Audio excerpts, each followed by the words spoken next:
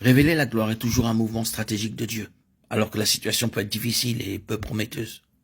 Je pense que c'était la raison de la transfiguration. Les jours étaient alors difficiles car les choses se refermaient autour du Seigneur et de sa petite compagnie d'hommes. L'atmosphère était imprégnée de haine et la croix se profilait au loin. Comment allait-il pouvoir faire face? Comment allait-il pouvoir survivre? La stratégie de Dieu, ce fut la transfiguration. Ils virent sa gloire. Et bien que par la suite et pour un temps, elle parut s'être estompée, cependant quand il ressuscita, ils comprirent tout cela. À la lumière de la résurrection, la transfiguration prenait sa pleine signification. De même, l'hostilité croissait à l'égard de l'église à Jérusalem, le jour où ce jeune homme merveilleux, Étienne, fut traîné et lapidé à mort. C'était à cause de cette haine si brutale à l'encontre du Seigneur Jésus. Mais Étienne vit les cieux ouverts et le Fils de l'homme à la droite de Dieu. Acte 7, 56. Par ce mouvement des cieux, il le sauvait, l'élevait hors de la situation. Et je pense que cela allait au-delà de lui-même. Je pense que cela introduisait quelque chose.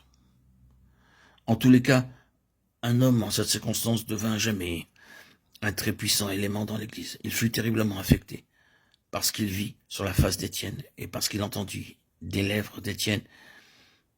Il ne put jamais reléguer cela dans le passé, il ne l'oublia jamais. Il confessera plus tard: j'étais moi-même présent, joignant mon approbation à celle des autres. Acte 22-20. La vision de la gloire est une chose qui préserve dans les jours difficiles et sombres de notre vie.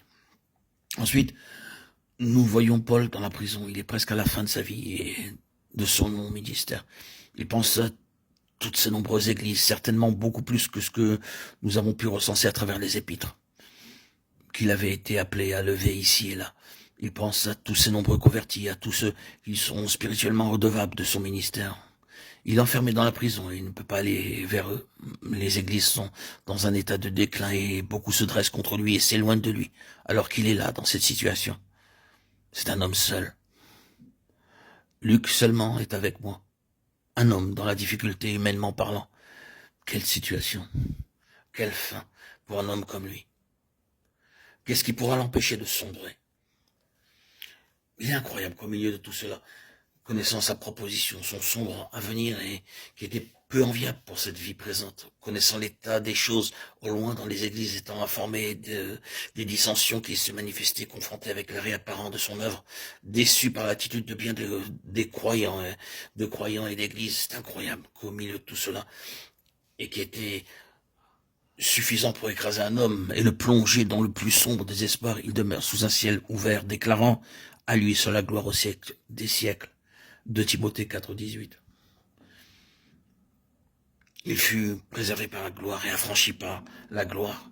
Sans cette gloire qu'il avait saisie, quelle triste fin cela aurait pu être pour lui.